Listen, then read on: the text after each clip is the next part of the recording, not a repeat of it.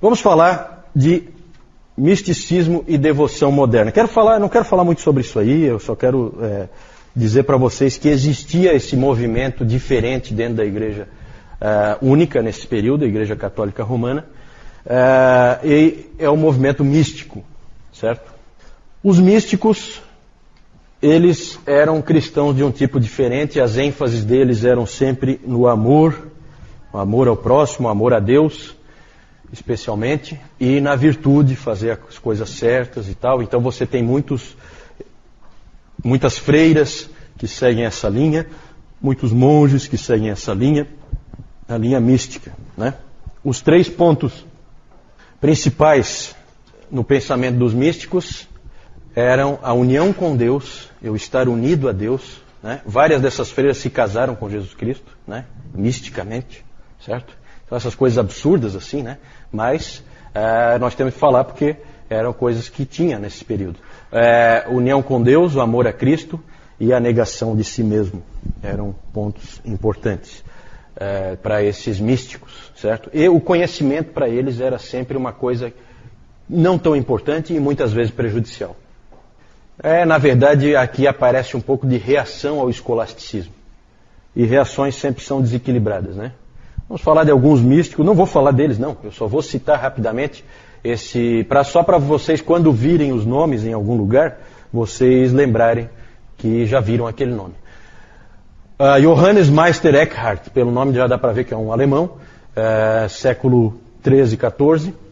O Dr. Calhoun disse que ele tem um livro, Os Sermões de Meister Eckhart, e ele disse que ele sempre tenta ler algum desses sermões, né? Só que ele nunca conseguiu entender nenhum, né? Então é tudo assim, sabe aquela viagem que o indivíduo fica falando, né? A gente usa hoje em dia a gíria, né? O cara está viajando. É isso aí que esses caras fazem quando escrevem, né? E esse Eckhart daí é especialista nisso. Vou ler para vocês uma frase dele, só para vocês terem uma ideia. Uma pulga, na medida em que ela está em Deus, é por si mesma maior do que o maior anjo. Portanto, em Deus, todas as coisas são iguais e são o próprio Deus. Inclusive, ele se complicou, porque esse tipo de frase aí cheira a quê? Cheira a panteísmo, né? Então a igreja começou a ver nele uma certa heresia e coisa, ele foi obrigado a se retratar. E dizer, não é isso, não foi isso que eu quis dizer, né? Então é complicado, né? Mas é um sujeito esquisito esse aí, mas é um sujeito bastante conhecido, né? Esse Meister aí, na verdade, não é do nome dele, não, é mestre, né? Como os seguidores dele chamavam ele. Esse Walter Hilton, não vou falar nada sobre ele, mas ele escreveu um livro importante para os místicos que se chama A Escada da Perfeição. Os místicos adoram a ideia de uma escada, de passos que você tem que seguir para o teu aperfeiçoamento espiritual. Então ele tinha esse livro, A Escada da Perfeição. A Juliana de Norwich, ela é a primeira mulher a escrever um livro em inglês. Inclusive é estranho porque esse nome Juliano não era usado para mulheres. Então, na verdade, o que se acha hoje é que esse nome não é o nome dela. Que ela ficava próxima à igreja de São Juliano e por isso ela ficou com esse nome, com o nome dele, né? Ela é inglesa, foi inglesa, ela era uma freira beneditina, ela se tornou uma ancorista. Sabe o que é uma ancorista? É uma pessoa que fica enclausurada numa igreja, então ela é feito um quarto para ela, com uma janelinha que dá para dentro da igreja, que é por onde ela pode se confessar, esse tipo de coisa, e uma janelinha que fica para fora da igreja, que é onde o povo vem conversar com ela, se aconselhar, né? É uma psicóloga é uma psicóloga do século XV, né? 14, 15, certo? Então o povo ia lá e falava com ela. Ela escreveu um livro, As Revelações do Amor Divino. As Revelações do Amor Divino. E revelações aí é isso mesmo, revelações. Porque ela alegava que ela teve 16 revelações da parte do próprio Cristo. E inclusive numa delas é interessante porque ela teve a revelação de que em Deus não há ira nenhuma, em Deus só há amor. Que lindo isso, né? Pena que não é bíblico. Muito lindo, só não é bíblico. Sempre há entre esses místicos o desejo de ser um só com Deus. A união mística. Né? Que foi o que essa Catarina de Siena, que aparece aí em seguida, ela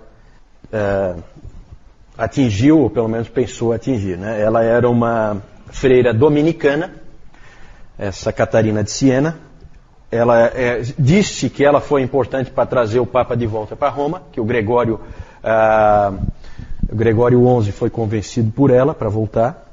Ela era uma mística um pouco diferente, porque ela realmente ajudava as pessoas, ela era uma pessoa que cuidava dos pobres, tinha envolvimento social, né, diferente de outros místicos que só pensam em si. Nisso ela é um pouco diferente. Ela conta no seu livro O Diálogo sobre vários arrebatamentos espirituais que ela sofreu, inclusive um delas em que ela se casou com Jesus Cristo. Né? Então, essas coisas estranhas que tinham desses místicos. Né? É a união mística, certo? Desses todos aí, o Lutero, claro que ele desprezava todos eles, a não ser esse último aí, Johannes Tauler, que ele recomendava a leitura, e realmente, segundo o Calhoun, é um místico que dá para você ler, que é interessante o que ele escreveu. Tem coisas boas que você pode aproveitar. Agora, o mais importante de todos, o mais famoso de todos, até hoje é um livro muito importante, eu já li bastante coisa, do livro do Tomás A. Kempis, A Imitação de Cristo. Alguém já leu alguma coisa da Imitação de Cristo aqui? Ninguém? É um livro realmente interessante, é um livro diferente. Esse Tomás A. Kempis, ele era um alemão, ele entrou nessa ordem dos irmãos da vida comum, que é uma ordem de leigos holandesa. E esse livro é um livro bem interessante, é um livro diferente, que ainda tem bastante coisa interessante para você ver hoje ainda. Ele tem bastante do sistema sacramental, mas também tem alguns elementos de justificação pela fé, tem alguma coisa de graça, não muito, mas tem. Tem bastante coisa válida ali. Ele é um livro parecido com o livro de Provérbios. Você tem ali muitas frases de efeito, e ele moldou muito do pensamento moderno quanto à vida com Deus. Ele é um pouco diferente dos outros. Tanto que o livro A Imitação de Cristo é tão importante que, quando se fala em devoção moderna, é sinônimo do livro do Tomás A. Kempis, A Imitação de Cristo. Esse livro é lido hoje ainda, é um livro que tem validade, né, diferente das outras coisas que é mais de significado mais histórico. Né? É claro que você tem que saber separar aí o joio do trigo, como em tudo. Né? Reter o que é bom. Só. A avaliação do misticismo. Eu falei que ia ser rápido e realmente isso aí não tem muito por que a gente gastar muito tempo, não tem nada de muito valor aí para nós. O que tem de bom no misticismo? A ênfase no amor a Deus, uma coisa do coração que o escolasticismo não tinha. Isso aí é uma coisa que não dá para a gente dizer que é ruim. A quietude, a humildade, tudo isso eles tinham. A ideia de você se diminuir, né? Tudo isso aí são coisas que você pode ver nesses místicos que são coisas de valor. Por outro lado, aspectos ruins são o extremo individualismo, né? Porque a pessoa realmente pensa nela, uma tendência forte de justificação pelas obras, e essa ênfase em experiência e sentimento em vez da palavra de Deus. Né? Então essas experiências, arrebatamentos e não sei o que, tudo isso aí são coisas perigosas, principalmente quando depois você escreve livros dando autoridade para aquilo ali. Né? Aí é mais perigoso ainda. É isso aí. Aqui então vocês veem a Catarina de Siena, ali vocês têm aqui a pintura da união mística, né? Ali não dá para ver, mas é uma troca de alianças dela com Cristo. Né? Não sei quem é que está ali atrás. Deve ser Maria, né? Geralmente nesse período, Maria era pintada sempre ao lado de Cristo. Certo? Inclusive na Capela Sistina, Michelangelo também sempre pintava. Onde ele pintava Cristo, ele punha Maria meio de lado, ali meio atrás. Né? Dentro do pensamento católico romano, que até hoje é assim. Né? Aí o Meister Eckhart, que não dá para entender nada que ele escreve, e o Tomás A. Kempis, tem uma figura dele aí também.